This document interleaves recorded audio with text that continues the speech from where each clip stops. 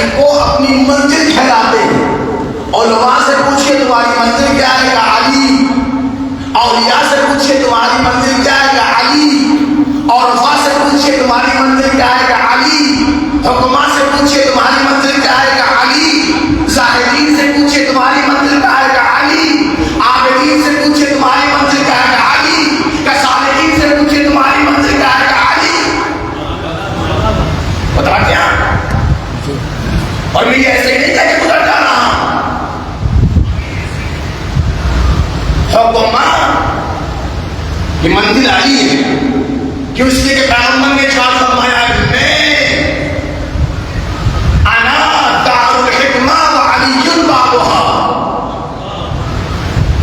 میں حکمت کا گھر ہوں، علی اس کا دروازہ ہے. تو اس لیے حکماء کہتے ہیں ہماری منزل علی. حکماء کون ہے؟ تھوڑی میں اس کی وضاحت کروں. حکیم اور حاکم میں فرق ہے. حاکم وہ ہے چاہے جاہل ہو مگر تخت حکومت پر بیٹھا ہے تو حاکم ہے. توجہ کا حاکم کسے کہتے ہیں؟ جسے جبر کی بنیاد پر، کثرت کی، حمایت کی بنیاد پر تخت حکومت مل جائے وہ حاکم ہے. لیکن حکیم وہ نہیں ہے. حکیم وہ ہے جو کائنات میں سب سے زیادہ جینیس ہو، جو سب سے زیادہ عقل کی باتیں کرتا ہو، جس کے پاس سب سے زیادہ عقلی سرمایہ ہو، اسے حکیم کہتے ہیں. اور حکماء کے سردار کو علی ابن ابی طالب کہتے ہیں.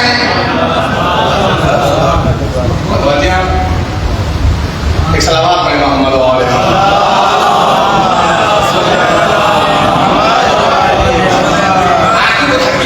سمجھ میں آیا؟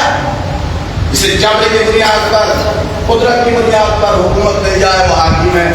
چاہے وہ انگوٹھا چھاپ ہو، چاہے جاہل ہو، اجہل ہو. اسی لیے علی نے اس تخت حکومت کو اہمیت نہیں دی. توجہ چاہ رہا ہوں، اس تخت حکومت کو علی نے کبھی توجہ نہیں دی. کیوں؟ اس لیے کہ توجہ اس لیے نہیں دی کہ علی حکومت کرنے میں تخت کے محتاج نہیں تھے. علی حکومت کرنے میں تخت کے محتاج نہیں تھے. جس کی حکومت فرش پر بھی ہو، عرش پر بھی ہو، وہ حکومت کرنے کے لیے تخت کا محتاج نہیں. جوتی تاک رہے ہیں میرے ماں، پوشیدہ ہو گئے، بے رنگ ہو گئے، شکل بھی پہچانی نہیں جاتی ہے کہ جوتی کسی کی ہے، کیسی ہے. جوتی تاک رہے. دیکھیے کچھ شرف ایسے ہیں جو علی کے علاوہ کسی کو نصیب نہیں ہے. آج مسلمان ہمیں جو ہے وہ کچھ پیغمبر کی ورثے دکھاتے ہیں. ورثے، امامہ رسول، عصائے رسول، جبہ رسول، ردائے رسول، نالین رسول رکھے ہوئے ہیں.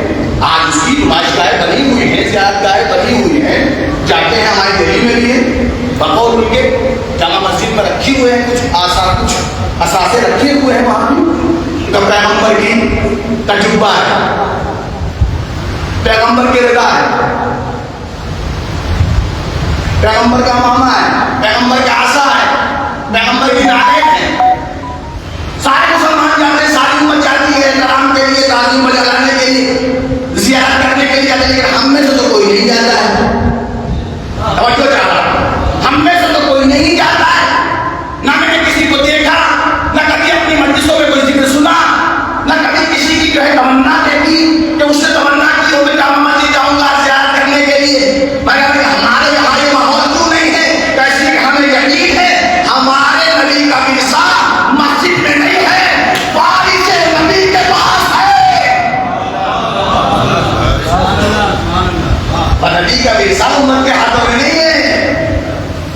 نبی کا عصا، نبی کا جبہ، نبی کا امامہ، نبی کی رضا، نبی کی نالین، یہ وہ ورثہ ہے جو مسجدوں میں، نمائش گاہوں میں نہیں ہے. یہ اس کے ہاتھوں میں ہے جو نام سے بھی محمد ہے، جو صفات سے بھی محمد ہے. محمد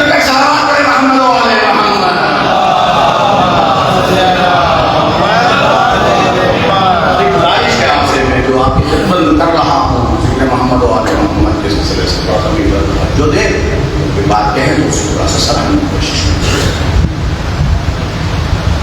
تو چھٹی تا کریں میرے مولا. اب دیکھیے نا حکمت میں جو بھی عرض کیا تھا کہ آپ نے کبھی تخت حکومت کو اہمیت نہیں دی. ابن عباس بہت قریب تھے. کل میں نے آپ کی خدمت میں عرض کیا اگر آپ کے ذہن میں وہ تمام چیزیں محفوظ ہیں. شاگرد بھی ہیں, چچے بھائی بھی ہیں, خاندانی بھی ہیں, اور ایک صالح انسان, نیک انسان, اور میرے مولا کو بعد پیغمبر خلیفہ اول خلیفہ بلا فصل جاننے والے ہیں. ہاں یہ عقیدہ ہے. مولا کے پیغمبر بیٹھے کہ مولا کو دیکھ رہے ہیں کہ تجھے کیا کریں گے مولا. ابن عباس جی مولا آپ بتاؤ بھائی جوتے کی قیمت کیا ہے. ہائے ایک جوتوں کی قیمت کیا ہے. ابن عباس ابن عباس نے مولا کے چہرے کو دیکھا اور جوتوں کی حالت کو دیکھا. کہا مولا میں اس کی کیا قیمت بتاؤں, یہ تو بے رنگ ہو چکی ہے, جگہ جگہ سے پھٹ چکی ہے. میں نے پچھلی بار آپ نے اس کو درست کر لیا ہے, اس کی کوئی قیمت بازار میں نہیں لگے. مولا اس کی کوئی قیمت ملے گی نہیں بازار میں. ہاں کوئی آپ کا چاہنے والا آپ کے پیروں کی, آپ کے پائے مبارک کی نسبت سے کچھ دیکھے تو وہ الگ بات ہے, ورنہ بازار میں جوتی کی حیثیت سے اس کی کوئی قیمت نہیں ہے. اچھا کوئی قیمت نہیں کرنا مولا, کوئی قیمت نہیں ہے. تو بس سنو ابن عباس, میرے نزدیک ابو طالب کے بیٹے کے نزدیک ان جوتیوں کی کوئی قیمت تم پر حکومت کرنے سے زیادہ ہے. آپ نے وجہ بتائی, یعنی میری جوتیوں کی قیمت زیادہ ہے, تمہاری خلافت کی قیمت میرے نزدیک اتنی نہیں ہے. اس لیے میرے مولا نے اپنے خلافت کو اہمیت نہیں. اسی وجہ سے اسی بات کو تقویت کے لیے, اسی بات کو تھوڑا اور مضبوط کرنے کے لیے عرض کرنا چاہتا ہوں. مامون رشید اس نے تمام خلفائے عباسیہ سے ہٹ کر ایک نیا انداز اختیار کیا اور میرے مولا کو ولی عہد بنایا, زبردستی بنایا, زبردستی. مولا منع بھی کرتے ہیں نہیں ہم تمہاری حکومت کے معاملات کا مداخلت نہیں کریں گے, اپنے معاملات اپنے پاس رکھیں. نہیں مولا ہم چاہتے ہیں, ہم چاہتے ہیں, ہم چاہتے ہیں. اسے سیاسی فائدہ تھا, وہ علویوں کو, فاطمیوں کو, ہاشمیوں کو اپنی طرف موڑنا چاہتا تھا. ایک بڑی مصیبت بنا ہوا تھا اس کے لیے مسئلہ. اس نے اسے حل کرنے کے لیے مولا امام علی رضا علیہ السلام کو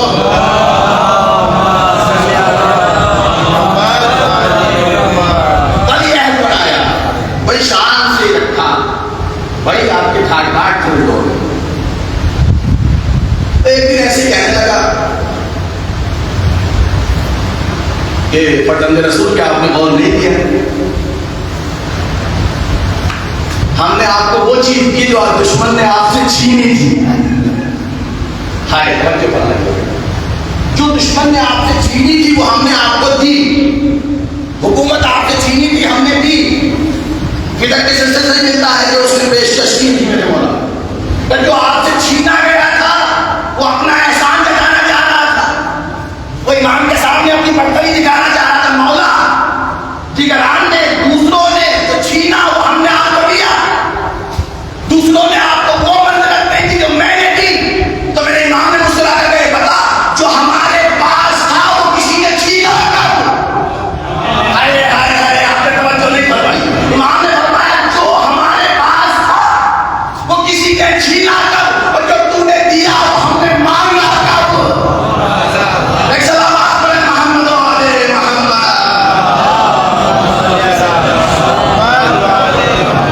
جو ہمارے پاس تھا وہ تو نے چھینا, کسی نے چھینا کب. جو حکومت الہیہ ہمارے پاس ہے, جو اختیارات ہمارے پاس ہیں, وہ ہم سے کوئی چھین نہیں سکتا. توجہ فرمائیے گا, جو اختیارات اللہ نے ہمیں دیے وہ کوئی چھین نہیں سکتا, اور جو تم نے ہمیں دینا چاہا وہ ہم نے اس سے مانگا کر. اس کا مطلب یہ کہ اہل بیت کے جو اختیارات ہیں جو محتاج تحت و تاج نہیں ہے. اسی وجہ سے اس سے پہلے بھی عرض کیا تھا اسی سلسلے بیان میں, اسی لیے امام اپنے دور حکومت میں بازاروں میں مسجدوں میں زیادہ رہتے تھے, دارالمقامہ میں کم رہتے تھے, تاکہ بتا سکے تخت کے محتاج حکمرانوں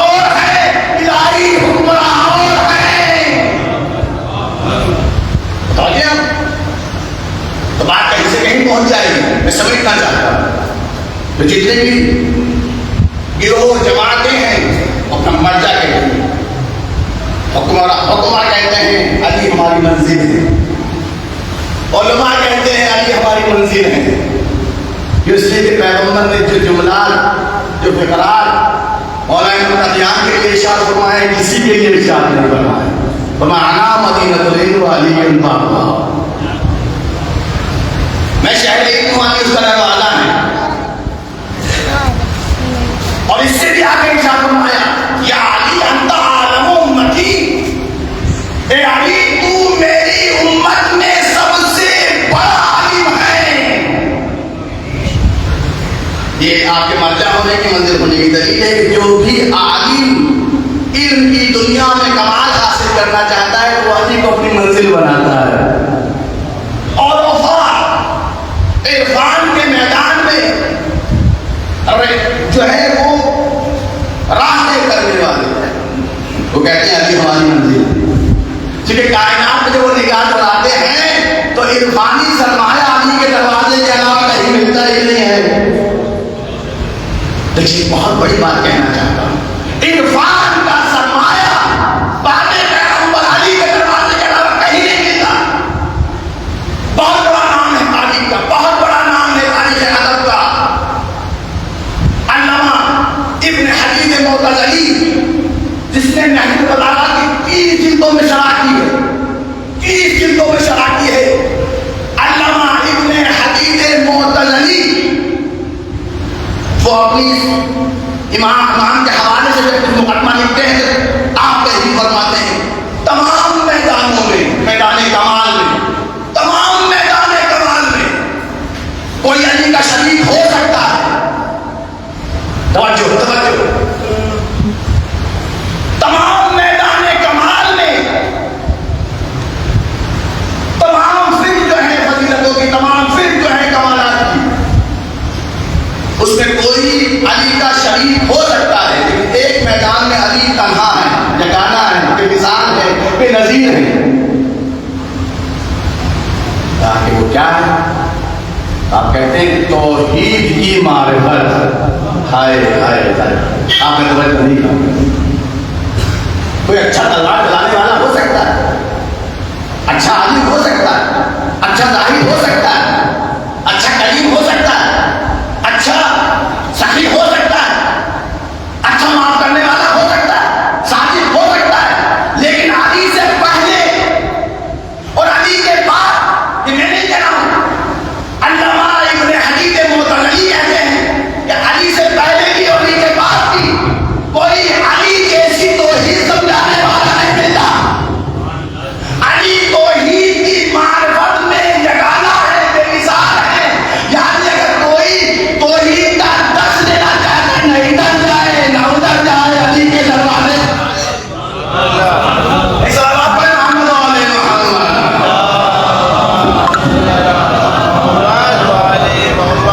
اور یہی بات، اسی بات کو تھوڑا سا اور مضبوط کرنا چاہتے ہیں. یہی بات ابھی گزشتہ بیانوں میں محمد علی جینت نے بھی کہی ہے، ابھی رمضان کے بیان میں کی، آپ جا کے اس کو پڑھ سکتے ہیں. اس نے کہا کیا کرتے ہو کہ تم اس گروہ اور اس جماعت کی طرف شرکت کی نسبت دیتے ہو، یعنی شیعوں کے حوالے سے بات کرتے ہیں. تم شیعوں کو شریک جو ہے مشرک کہتے ہو، شیعوں کی طرف شریک نسبت دیتے ہو، جبکہ حقیقت یہ ہے جیسی توحید علی نے پیش کی ہے ایسی توحید کہیں نظر نہیں آتی. اب تو بڑا وضاحت کرتا ہے، اس کی بزرگ وضاحت کرتا ہے، کہتا ہے دعائے کمین میں دیکھو اول بھی توحید نظر آتی ہے، آخری توحید نظر آتی ہے. وہ دعاؤں کا تذکرہ کرتا ہے. دعائے کمین، دعائے کوشش کبیرہ، دعائے کوشش سعید، دعائے ابو حمزہ اسماعیلی، ان تمام دعاؤں کا تذکرہ کر کے کہتا ہے اس میں کہیں بھی علی کی فضیلتیں نظر نہیں آتی، لیکن توحید ہی توحید نظر آتی ہے، توحید ہی توحید نظر آتی ہے. اس کا مطلب یہ کائنات میں علی سے بڑا کوئی توحید کا انداز نہیں ہے. ہائے ہائے، توحید کا کوئی انداز نہیں ہے. اور یہ اعلان میرے پیغمبر کے زمانے میں ہو گیا تھا، اور مکان میں نہیں ہوا تھا، میدان میں ہوا تھا. لیکن ساتھ میں بھی تو بات پہنچے گی، یہ اعلان تو میرے پیغمبر کے زمانے میں ہی ہو گیا تھا.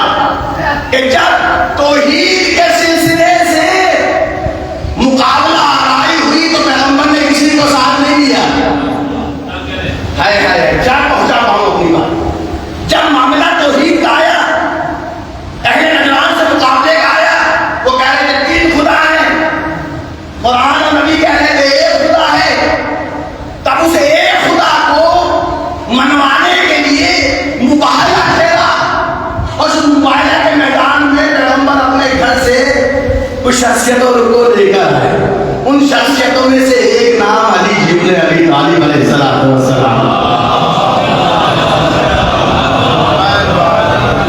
पूरी वाक़या नहीं पढ़ेगी, साथ लेके आगे बढ़ना चाहता काम लेकर आए। और यहाँ एक बहुत बड़े खतीब का बहुत बड़ा जुमला मैं पढ़कर आगे बढ़ना चाहता हूँ, देखता हूँ आप किस अंदाज से सुनते हैं।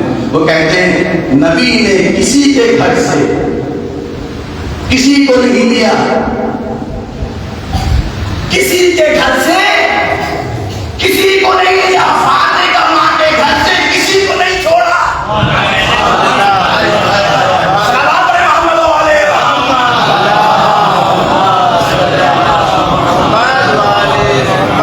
ऐसे मौके पर जब तौहीद का मसला था तो किसी के घर से किसी को नहीं लिया, और फातिमा के घर से किसी को नहीं छोड़ा। बच्चों को भी ले लिया, औरतों को भी ले लिया, जवानों को भी ले लिया, है ना, ताकि बताया जा सके कि तौहीद के मुहाफिज कौन है।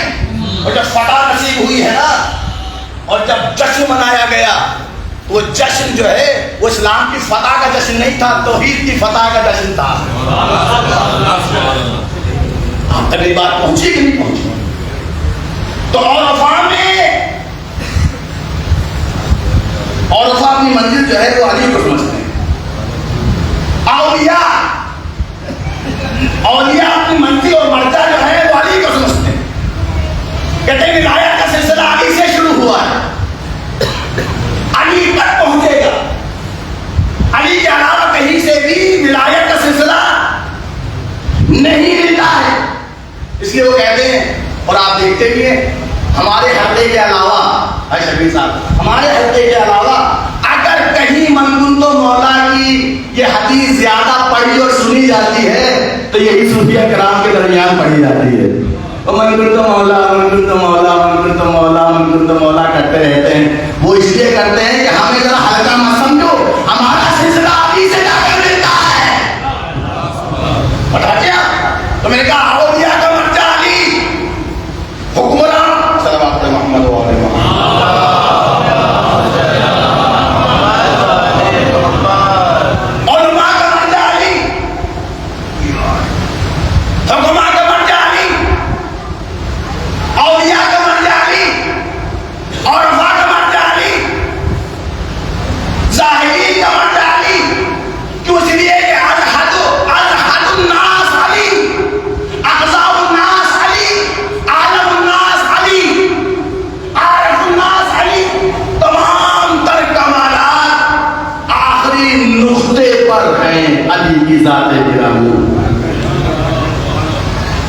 यहाँ तक मेरी बात में थोड़ा और आगे बढ़ना चाहिए। ये हमें कैसे मालूम हुआ फैसल साहब, कैसे मालूम हुआ? दो ही सोर्स है हमारे पास खुदा के हुक्म को मानने के लिए, दो ही सोर्स है, किसी कोई सोर्स ही नहीं है हमारे पास। एक कुरान खुदा, एक फरमान रसूल, ये दो ही सोर्स हैं। इससे हटकर बात करते हैं तो कहते हैं हमें समझ में नहीं आता, तारीख को हम मानते ही नहीं।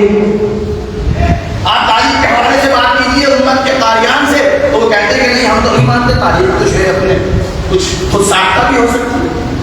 बताइए फरमान पैगंबर में है, कुरान खुदा में है। अगर कुरान खुदा फरमान पैगंबर में है तो हम मानेंगे। तो दो ही सोर्स है हमारे पास जिससे हम जान सकते हैं कि जो बातें हो रही हैं, जो भी कुछ फज़ाइल बयान हो रहे हैं वो खुदा की तरफ से है ही नहीं।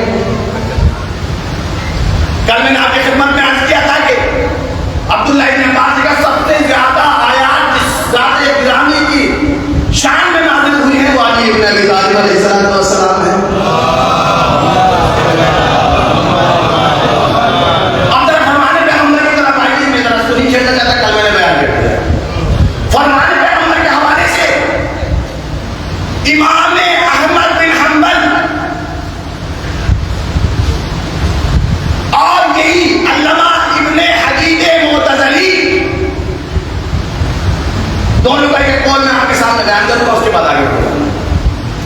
अल्लामा इब्ने हदीद मुअतज़िली वो फिरका है जो अली को अफजल जानता है। तमाम उम्मत में मुअतज़िली वो फिरका है जो अली को अफजल जानता है, अफजल सहाबा जानता है, अफजल नास जानता है। बड़ी अक्ल पे हैरानी नहीं होती है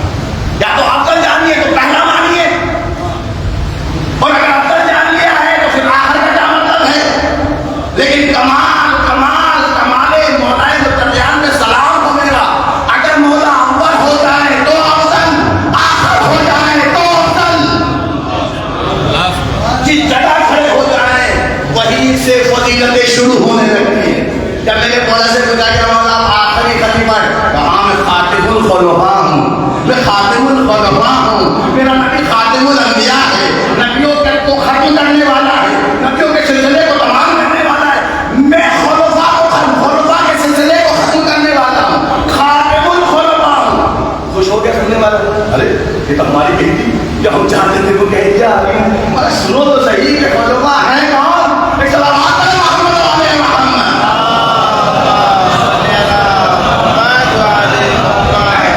میں خاتم الخلفاء ہوں، سلسلہ کے خلاف خاتم ہوں۔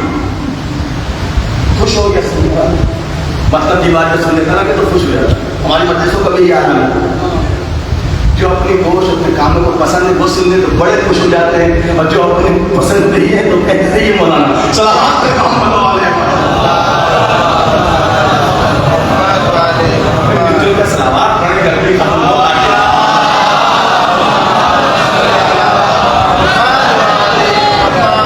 پنکھوں سے ختم ہونے والی نہیں ہے، جب تک اہل بیت کی محبت کی ٹھنڈک دلوں میں نہیں اترے گی گرمی ختم نہیں ہوگی۔ ایک صلوات پڑھ محمد علیہ۔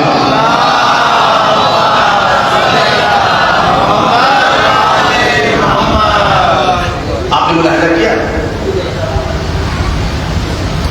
تو خاتم الخلفاء مولا خاتم الخلفاء خلاف جنہیں قرآن نے خلفاء کہا ہے، کیا کون ہے جنہیں قرآن نے خلفاء کہا ہے اور ان کے بنانے کا اعلان کیا ہے؟ علی کی دشمنی میں آیت قرآن کی سمجھ میں نہیں آتی، علی کی دشمنی میں قرآن کی آیات کا مطلب بھی سمجھ میں نہیں آتا۔ تین خلفاء جن کی خلافت کو اللہ نے اپنی طرف سے اعلان کیا قرآن میں، میں بنا رہا ہوں۔ اور ایک منزل تو ایسی آئی کہ جناب موسیٰ نے کہا پروردگار میرے بھائی ہارون کو بنا دے۔ توجہ چاہا پروردگار بجائے کے وزیر امین آپ دی، پروردگار میرے خانوادے سے، میرے اہل سے، میرے خاندان سے میرے بھائی ہارون کو میرا وزیر بنا دے۔ کون کہہ رہا بھائی؟ میں پوچھنا چاہتا ہوں آپ، کلیم اللہ کہہ رہا، علماء نبی کہہ رہا، صاحب شریعت نبی کہہ رہا، صاحب کتاب نبی کہہ رہا ہے، عصے کا مالی خدام جو ہے ان کا نبی کہہ رہا، رسول نبی رسول جو ہے کہہ رہا ہے، وہ کہہ رہا ہے جسے اللہ نے اپنی بارگاہ سے ماں ایسے علی ادائی اور ایسے بلند پایا جو ہے 11 معجزے عطا کیے، وہ نبی کہہ رہا پروردگار میرے بھائی ہارون کو میرا وزیر بنا دے۔ یہ سفارش بتا رہی ہے، مجھے اختیار نہیں ہے۔ ہائے ہائے توجہ نہیں فرمائی آپ نے، مجھے بتائیے اگر اختیار ہوتا معروف صاحب تو کہنا دیتے میرا وزیر ہے، میں ہارون کو اپنا وزیر بناتا ہوں، لیکن دعا کے لیے ہاتھوں کو بلند کرنا بتا رہا ہے، یہ اختیار تو کریم کو بھی حاصل نہیں ہے۔ جب یہ اختیار اللہ نے کلیم اللہ کو نہیں دیا تو شاہد اللہ کو کہاں سے دے دیا؟ ایک سلامات پڑھے محمد علیہ محمد۔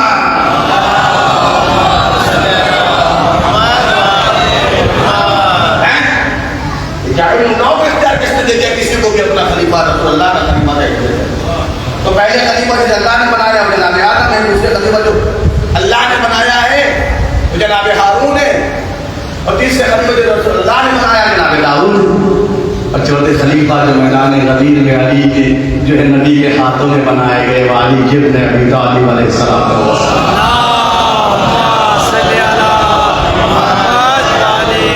شان ملائے کہ مولا متقین علی ابن ابی طالب علیہ السلام پر بلند ترین صلوات۔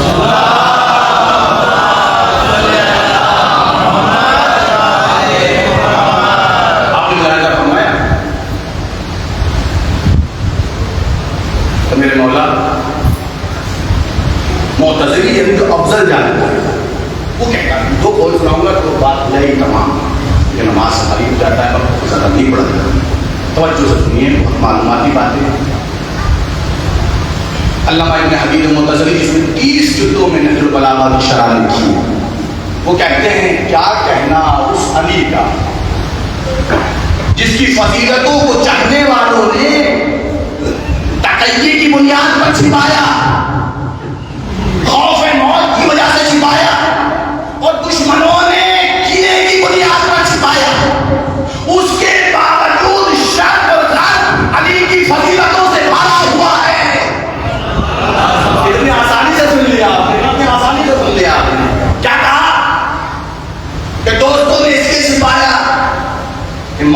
سامنے نظر آ رہی تھی، تقیے کی بنیاد پر چھپایا، اور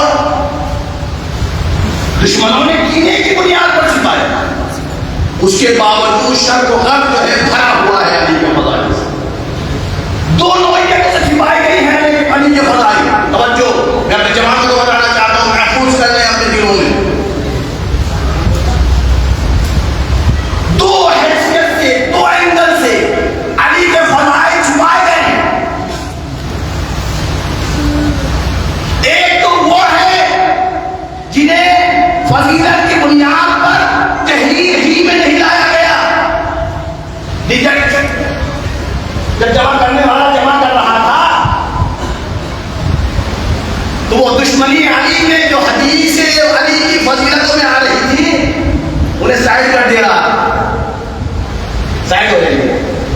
ریجیکٹ ریجیکٹ ریجیکٹ. ایک تو وہ ہے جو علی کی کینے کی بنیاد پر جب جمع بندی ہو رہی تھی حدیث کی تب ہی تحریر میں نہیں لائی گئی، قلم بند نہیں کی گئی، کتاب کی اندر اسے جگہ نہیں دی گئی. ایک تو اس اینگل سے چھپایا گیا 22 سال، اور ایک ہے جو چھپ گئی تھی انہیں بھی چھپایا گیا. جو چھپ گئی تھی انہیں بھی چھپایا گیا. کس طرح سے؟ نہ بیان کی منزل میں نہ تعلیم کی منزل میں. جب محراب منبر پہ آئے کتاب سنا رہے ہیں تو جہاں علی کی فضیلت والی حدیث آئی آگے بڑھو، نہ اس پیج کو آگے بڑھاؤ، تو نہ بیان کیا گیا. ایسے ہی جب جامعات میں پڑھایا جا رہا تھا، جامعات میں پڑھایا جا رہا تھا، تب بھی جب علی کی فضیلتوں کا باب آیا کہ آگے بڑھو، نہ بیان کیا گیا نہ تعلیم دی گئی. اور یہ میں نہیں کہہ رہا ہوں، کبھی آپ کے مولانا تو دعویٰ کر کے نہیں. مفتی ہمدرد کی باتیں سن لیجیے گا جا کے یوٹیوب پر، ان کے جو ہے وہ چھوٹے چھوٹے کلپ موجود ہیں. وہ کہتے ہیں میں پوری زندگی میں نے 14 سال جامعہ میں پڑھا ہے اور تمام صحابہ ستہ کی تعلیم اور درس میں شرکت کی ہے، لیکن میرے سامنے کبھی حدیث ثقلین نہیں آئی. ہائے ہائے ہائے، توجہ نہیں فرمایا. وہ کہتے ہیں میرے سامنے کبھی حدیث ثقلین پر کوئی بات نہیں کی گئی. اور جب میں پڑھ کر آ گیا اور آ کر گھر میں نے تحقیق شروع کی تو معلوم یہ ہوا خود بخاری میں ہی 4 جگہ پر حدیث ثقلین موجود ہے.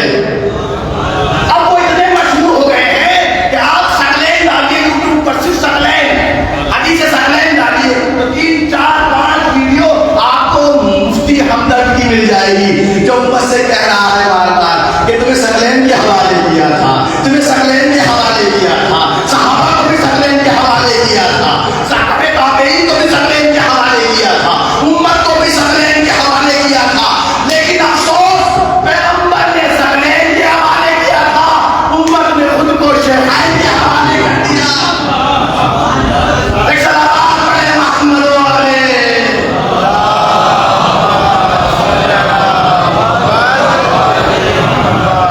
بہت تیزی سے کہہ کے گزر چکا ہوں تاکہ زیادہ کوئی باہر والا متوجہ نہ ہو. وہ کہہ رہے ہیں کہ 12-13 سال میں نے جامعہ میں پڑھا، بڑے بڑے مفتیوں سے درس بخاری لیا، لیکن حدیث ثقلین کو میں نے نہ پڑھا نہ سنا. اس کا مطلب کہ چھپی کو بھی چھپایا گیا. 2 اینگل ہو گئے کہ نہیں؟ ایک تو وہ ہے کہ چھاپا نہیں گیا، ایک وہ ہے جو چھپی بھی ہے تو بھی انہیں چھپایا گیا. اب اندازہ لگائیے کہ دونوں طریقے اختیار نہ کیے ہوتے، دونوں طریقے اختیار نہ کیے ہوتے تو علی کے فضائل کا سمندر کیسا ہوتا، کیسے مجھے مانتا ہوا علی کے فضائل کا سمندر ہوتا. اور دیکھیے دونوں اینگل کو اختیار کرنے کے باوجود امام احمد بن حنبل اپنے دور کے فقیہ امام محدث کہتے ہیں جتنی ذخیرہ احادیث میں حدیثیں علی کی شان میں ہیں کسی صحابی کی شان میں نہیں ہے. توجہ، کیا فرماتے ہیں آپ؟ امام احمد بن حنبل کہتے ہیں ذخیرہ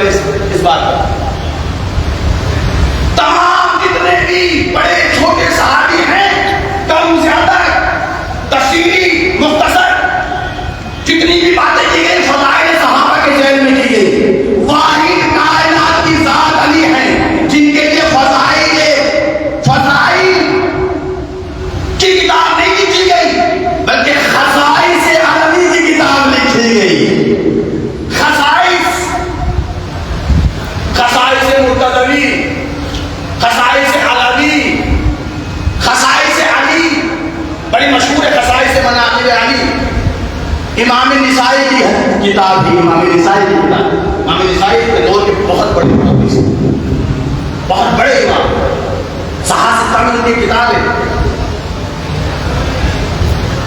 انہوں نے جب کتاب لکھی تو فضائل میں نہیں لکھی، خصائص میں لکھی. فرق سمجھ میں آیا؟ فضائل کسے کہتے ہیں اور خصائص کسے کہتے ہیں؟ خصائص اور فضائل، فضائل جس میں سب شامل ہو سکتے ہیں. علم کا باب، کرم کا باب، سخاوت کا باب، عطا کا باب، شجاعت کا باب، اس میں سب شامل ہو سکتے ہیں. لیکن خصائص، خصائص کسے کہتے ہیں؟ مخصوص کسی ذات سے کوئی کام ہو اسے خصائص میں شمار کیا جاتا ہے. یعنی وہ خاص فضائل جس میں علی کو تنہا ہے، نہ پہلے کوئی شریک تھا نہ آج تک کوئی شریک ہے. خصائص مناقب علی پر کتاب لکھی امام نسائی نے، اور منبر سے کھینچ کر شام کے ملک میں، ملک شام میں آپ کو قتل کر دیا گیا اسی جرم میں. آپ پڑھیے گا، ذرا پڑھا کریں ان جیسی شخصیتوں کو بھی. یعنی سنت کے بہت بڑے امام، اور انہوں نے اس جرم میں انہوں نے خصائص علوی پر کتاب کیوں لکھی. اس قدر جو ہے وہ یلغار ہوئی، اس قدر جو ہے آپ کی بغاوت ہوئی کہ جب آپ مسجد بنی امیہ میں یہ تمام فضائل پیش کر رہے تھے، آپ کو علی کے دشمنوں نے کھینچا اور کھینچ کر مارا، ہمارا قتل کر. ان کی ڈیمانڈ کیا تھی؟ آپ کی ڈیمانڈ کیا تھی سنیے گا، بس میں تمام کر رہا ہوں. ڈیمانڈ کیا تھی ان کی؟ کیونکہ رہنے والے نساء کے تھے، نساء ایران کا ایک علاقہ ہے، خطہ. یہ نساء سے آئے مصر میں، مصر سے گئے شام میں، اور جب یہ شام میں پہنچے تو انہیں علی کی عداوت کی بدبو نظر آئی. انہوں نے احساس کیا کہ یہاں علی کے کینہ پرور لوگ بہت ہیں، یہاں علی دشمنی رکھنے والے لوگ بہت ہیں. تو انہوں نے کہا کہ میں یہاں رہ کر علی کی شان میں فضائل پر کتاب نہیں لکھوں گا، خصائص علوی پر کتاب لکھوں گا. اور جب کتاب منظر عام پر آ گئی تو اب ڈیمانڈ ہونے لگی کہ بھائی آپ نے علی کی شان میں تو لکھا ہے، ذرا باقی شام کے لیے بھی کچھ لکھ لیجیے، باقی شام کے لیے کوئی حدیث بیان کر دیجیے. تو انہوں نے کہا بھائی میرے پاس تو کچھ بھی نہیں ہے ان کی شان میں، ان کی شان میں بیان کرنے کے لیے کچھ بھی نہیں ہے. ہاں ایک حدیث ہے جو پیغمبر سے سینہ بہ سینہ چلی آ رہی ہے کہ پیغمبر نے جب ان صاحب کو بلایا اور یہ نہیں آئے اور بار بار بلانے پر کہا کہ کھانا کھا رہے ہیں، تو اللہ کے رسول نے ہاتھوں کو بلند کیا اور بلند کر کے کہا اللہم لا تشبع بطنا، اے پروردگار قیامت تک اس کے پیٹ کو سیر مت کرنا. ایک صلوات پڑھے محمد و آلِ محمد.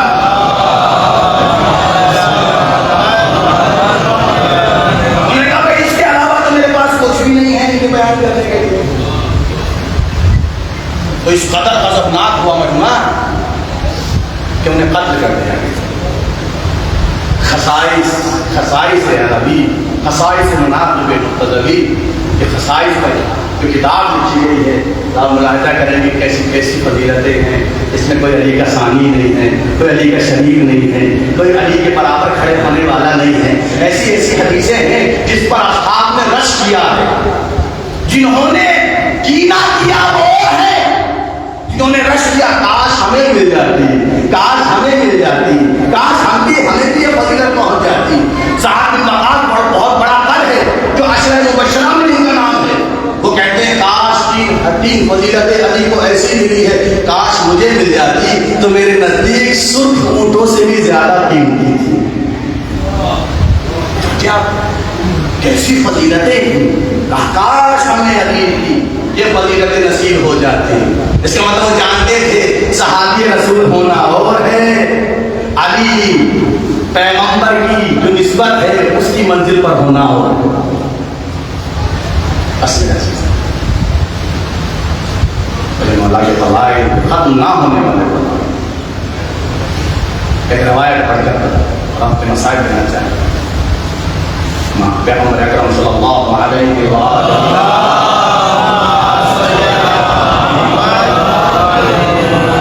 ارشاد فرماتے ہیں کہ جب مجھے ملکوت اعلیٰ کی سیر کرانے کے لیے اللہ نے بلایا، ایک مقام پر مجھے جبرائیل لے گئے. میں نے دیکھا کہ ایک جگہ سے یعنی مشرق سے اونٹوں کی قطار لگی ہوئی نکل رہی ہے اور ایک طرف جا کر ختم ہو رہا ہے. نہیں سمجھ رہا؟ یہاں سے اونٹوں کی قطار نکل رہی ہے اور یہاں آ کر ختم ہو رہی ہے. ان کی پشت پر کچھ لگا ہوا اور ایک کے بعد ایک کے بعد ایک کے بعد ایک کے بعد ایک نکل رہی ہے. محمد بڑے حیران ہوئے کیونکہ زمین کی بات نہیں تھی، آسمانوں کی بات تھی. یہ بات زمین کی نہیں ہے، آسمانوں کی ہے. یہ عالم ملک کی بات نہیں ہے، عالم ملکوت کی بات ہے. یہ عالم خاک کی بات نہیں ہے، عالم نور کی بات ہے. یہ پیغمبر اور جبرائیل کے درمیان کی بات ہے. رسول اللہ نے دیکھا ایک طرف سے نکلتی ہے قطاریں اونٹ کی اور ایک طرف آ کر ختم ہو جاتی ہے اور ایک کے بعد ایک مسلسل نکل رہی ہے. کوئی اسٹاپ نہیں، کوئی رکاوٹ نہیں، کوئی تھمنا نہیں. پیغمبر نے دیکھا تو حیران ہو گئے. سوال کیا؟ اے جبرائیل یہ کیا ہے اور کب سے ہے؟ سوال دو کیے پیغمبر نے. یہ کب سے ہے؟ کہ یا رسول اللہ جب سے میں پیدا ہوا ہوں تب سے ہی میں ایسے ہی دیکھ رہا ہوں. دیکھیں آپ سننے کے تب لطف آئے گا کہ جب سے میں پیدا ہوا ہوں تب سے ہی میں اسی حالت کو دیکھ رہا ہوں. یہاں سے نکلتے ہیں، یہاں ختم ہو جاتے ہیں اور ان پر جو بال لگا ہوا ہے، ان پر سامان لگا ہوا ہے. کب سے ہے جبرائیل؟ یہ کب سے ہے؟ جب سے بیٹھا ہوا ہوں تب سے دیکھا ہوں. اب سوال دوسرا یہ کیا ہے؟ اے جبرائیل یہ ہے کیا؟ اے جبرائیل اس پر کیا لگا ہوا ہے؟ اب جبرائیل کا جواب اور آپ لوگوں کے انداز کو آپ جو ہے دونوں کو مطابقت کر لیجیے گا. جبرائیل کا یا رسول اللہ یہ آپ کے بھائی کے فضیلتوں کا بار ان اونٹوں پر لگا ہوا ہے اور قیامت تک یہ قطار ایسے ہی جاری رہے گی. جس کی فضیلتیں اتنی ہوں اسے علی ابن ابی طالب کہتے ہیں. ایک سلام پڑھے محمد و آل محمد.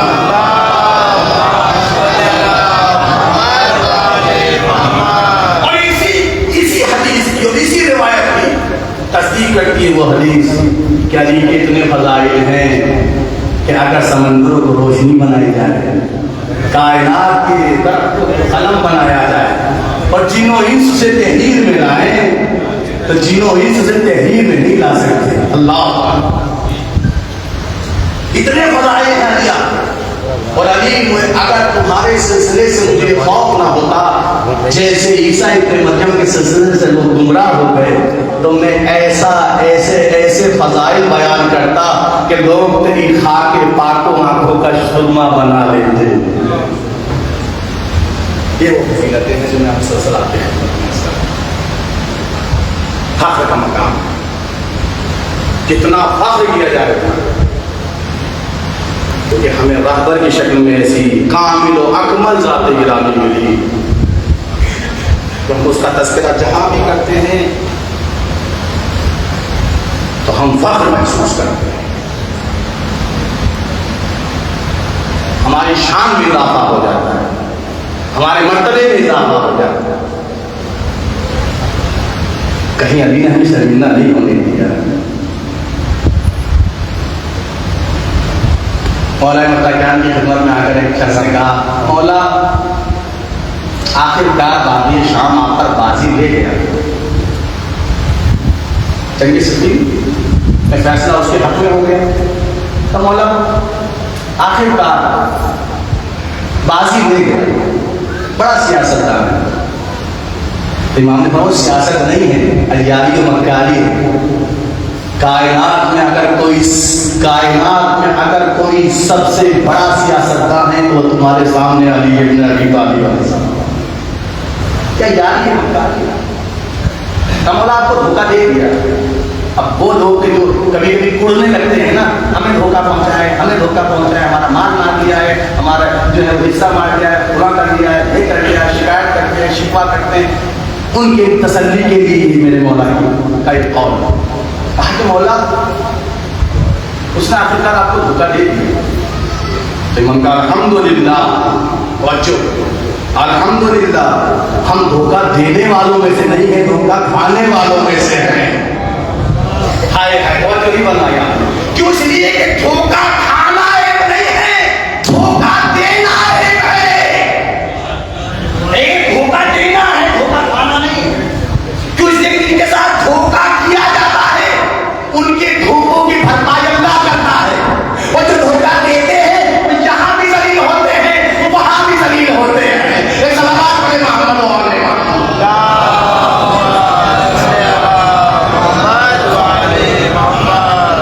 الحمدللہ الحمدللہ. ہم دھوکہ کھانے والے میں سے، دھوکہ دینے والوں میں سے نہیں. مسائل کا سلسلہ شروع ہو گیا 45. یہ چاہتا ہے زیادہ سے زیادہ کریا کریں صدقہ مسائل محمد و آل محمد، تاکہ ان کی توسط سے ہم تاریخ کی گفتگو بھی کرتے ہیں، قرآن کی گفتگو بھی کرتے ہیں، حدیث کی گفتگو بھی. ورنہ حقیقت یہ ہے کہ صبح سے شام ہو جائے، ان مصیبتوں کو بیان کیا جائے تو آنکھ سے اشک ختم نہیں ہوتے. ہائے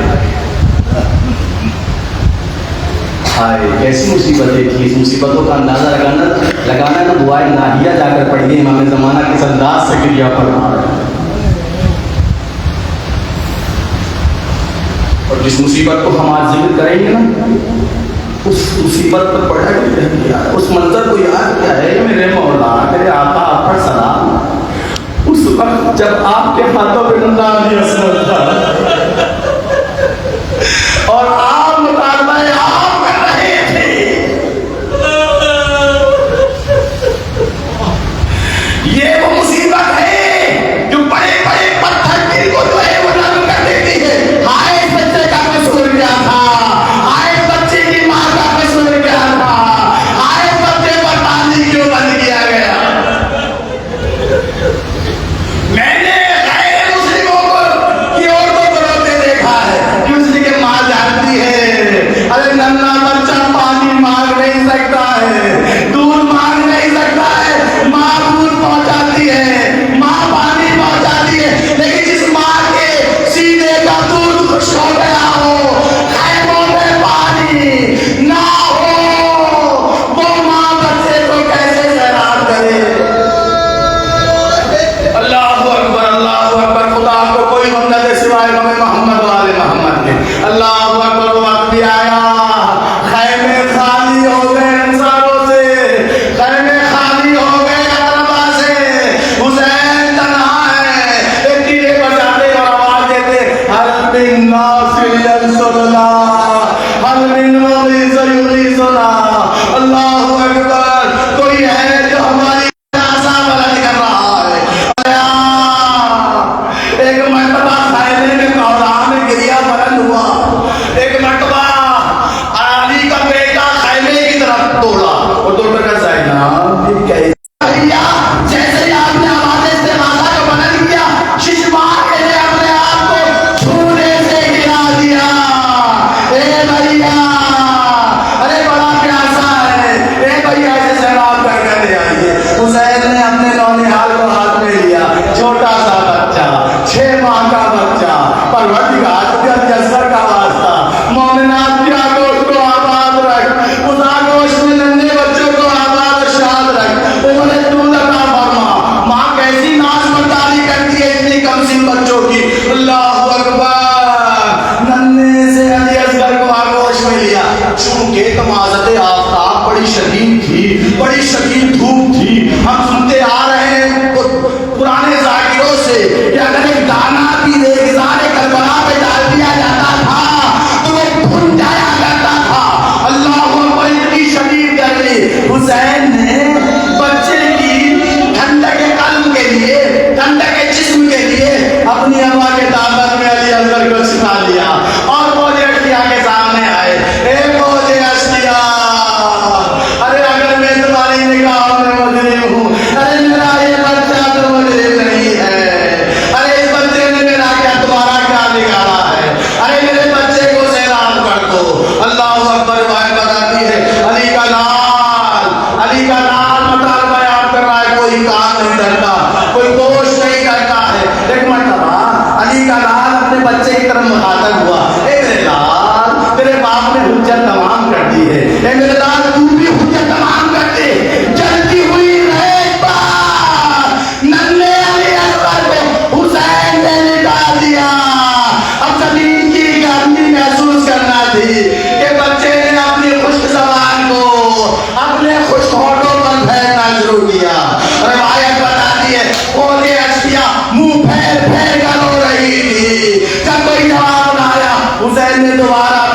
اس نے اٹھایا, اپنے سینے سے لگایا, پچھلے ساتھ نے دیکھا کہ معاملہ بدل جائے گا. اے ارملا افتقنا بالحسین, حسین کے کلام کو منقطع کر. پر ایک مرتبہ ارملا نے اپنے کمان میں ایک تیر جوڑا. معلوم ہے وہ تیر کیسا تھا؟ وہ تیر ایسا تھا جن سے بڑے بڑے چوپاؤں کا شکار کیا جاتا تھا. سے چوپا تیر اپنی کمان میں جوڑا, دلہے علی اصغر کا نشانہ لیا, سر سر کرتا ہوا تیر علی اصغر کے گلے کی طرف بڑھا. علی اصغر باپ کے ہاتھ پر منقلب ہو گئے, حسین کا بازو زخمی ہو گیا. حسین نے اپنے مقتول بچے کا خون اپنے ہاتھ میں لیا, آسمان کی طرف پھینکنا چاہا. آواز قدرت آئی, اے حسین, اگر اس معصوم کا ایک قطرہ خون آسمان پر آ گیا قیامت تک پانی نہیں برسے گا. حسین نے زمین پر ڈالنا چاہا. زمین سے آواز آئی, اے بچنے پیغمبر, اگر اس ناخون کا ایک قطرہ میرے سینے پر آ گیا قیامت تک زمین دانا نہیں پیدا کرے گی. حسین مظلوم نے اس چلو پر خون کو اپنے منہ پر لگا دیا اور ایک مرتبہ مدینے کی طرف کر کہا, یا رسول اللہ, اے نانا.